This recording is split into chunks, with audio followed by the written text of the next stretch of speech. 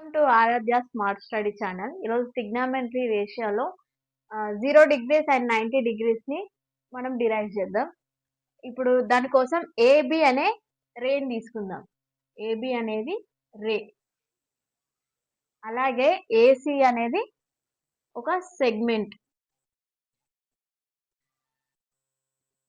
ఈ రెండిటితోటి వచ్చే రెండిటితోటి మనకి ఒక యాంగిల్ ఫార్మ్ అవుతుంది. అదే థీటా. ఇప్పుడు ఏసీ లెంత్ అనేది మనకి ఎంత అంటే ఆర్ లెంత్.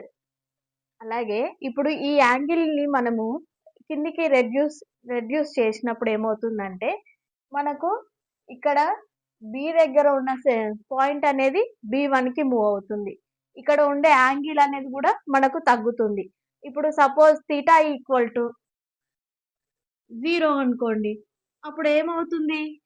ఏబీ వాల్యూ అనేది ఏసీ వాల్యూ అనేది ఇక్కడ ఈక్వల్ అవుతుంది.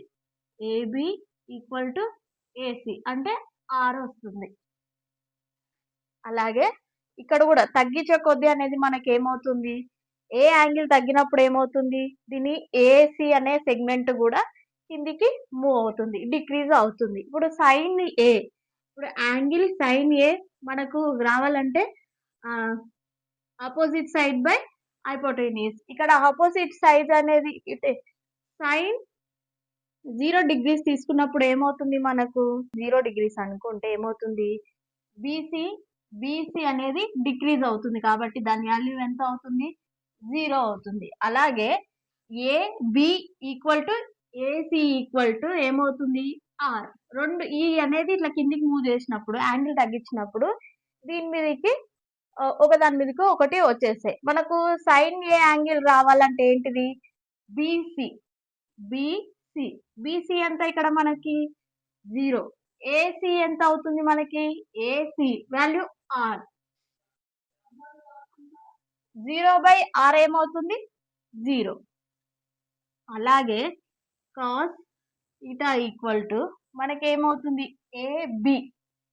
ఏబి ఎంత వచ్చింది మనకి?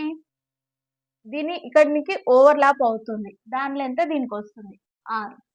అలాగే ఏసీ అంటే ఏంటిది? హైపోటెన్యూస్. హైపోటెన్యూస్ దీని మీదకే మూవ్ అవుతుంది. అంటే 2 సేమ్ ఆర్. R1 ఆర్ఆర్ పోతే ఎంత అవుతుంది? 1.